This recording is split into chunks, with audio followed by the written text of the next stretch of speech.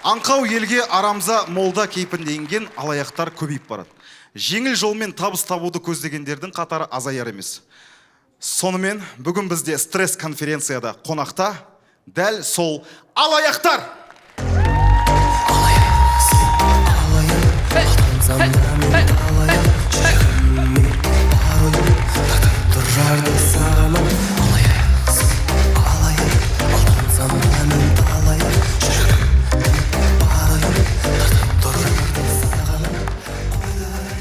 Қошемет тұрыңыздаршы, қошемет. Уже алданып қалдыңдар да. Қошемет тұрыңыздар. 10 мың теңгеден берем әрқайсыларыңызға.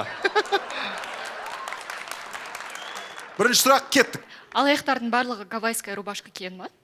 Мен просто цыгандармен жақсы араласам. Рахмет, келесі сұрақ. У вас был случай, когда вы обманули другого афериста? Бір-бірімізді алдаған ештеңе емес, өз-өзімізді алдап жүр қой бұл өмірде. Мысалға мен өз-өзімді былай алдаймын, мен бақыттымын деп. Аффирмация, это хорошо. Да, Аферизм дейді бұны, аффирмация емес. Не, это апатия. Апатия. Да. Депрессия. я всегда обманываю Нурсултана, что он красивый. Я всегда обманываю Ельжана, что он худой. Да. Да, очень протяжка, вы чего? А я хочу вам обмануть, что мы очень дружные. Да, мы все уроды. Что-то сказать. Рахмет, сұрақ. Сіздер қалайша осындай жаман жолға түсіп кеттіңіздер? Короче, семейге бара жатқан ғой, сол жаман жолға түскен. Түсіндіңдер ғой да? Жалғастырақ, келесі сұрақ. Сіздерге өздеріңіздің жұмыстарыңыз ұнай ма? Бруто, на халява қатақ біткен бәріне ұнайды ғой? Конечно, конечно. До понедельника ғой? Ауыр жұмыс істемейсің да, қиналмайсың. Тек сөзбен. Ауыр жұмыс болмаса да ауыр күнә ғой бауырым. Ассалямалейкум. Сіздерде алданбай қалған адамдар бар ма, және неліктен алдай алмадыңыздар? Финансовый грамотный адамдарды алда өтте қиынға соғады бізде. Я. Бір рет очеркші. Сіздерде алданбай қалған адамдар бар ма, және неліктен алдай алмадыңыздар? Мен просто ұялдым, ол молда болып шықты. Рахмет, жалғастырайық. Сұрақ. Сұрағыңыз. Кімді чаще всего обманываете, там, школьников или... Нет, үлкен детсадников. Көбінесе андай... Аңқауларды алдаймыз ғой, я. Сөзге сеніп қала беретін көп. Сұлтан, сен әдемісің негізі. Мен в основном банк қызметкерін алдаймын. Ертен төлеймін деп. Спасибо, девушка, спасибо. Рахмет, келесі сұрақ, тоқтатпаймыз. Сіздер осы ақшаны ұрлап, алдап тапқанда сол ақшаны көбінесе қайда жұмсайсыздар? Благотворительностьке жұмсаймыз. Благотворение. Рахмет, жалғастырамыз, келесі сұрақ. Ассалаумағалейкум, сіздерді алаяқ дейді, сонда аяқтарыңызды алға ма?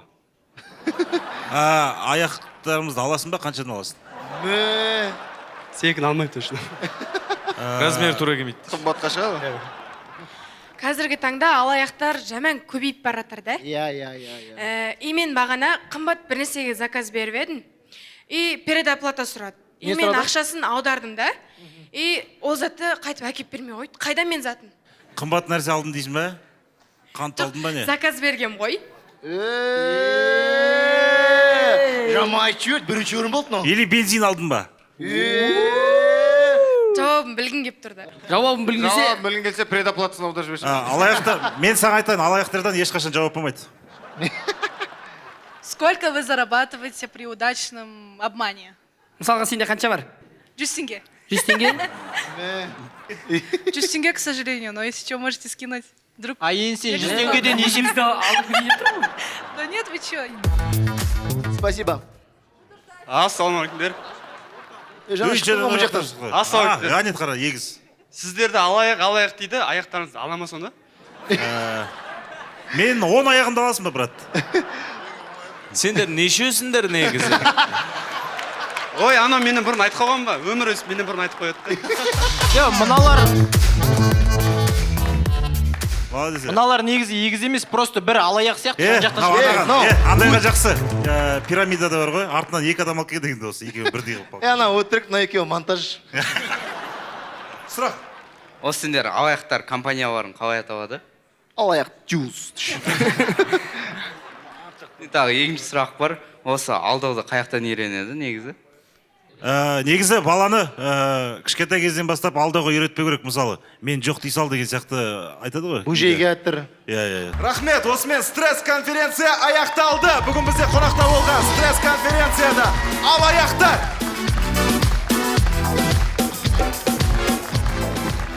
Бұл жай ғана образ, бұларға сенбеңдер, бұлар алаяқ емес. Сіздер де ондай адамдарға алданбаңыздар, ата-аналарыңыздың үмітін алдап қоймаңыздар. Сосын аяқтарыңыз ала болмасын. Көп рахмет. Қошеметтеріңізбен шығарсақ, стресс конференцияда ұнайт шоу резиденттері.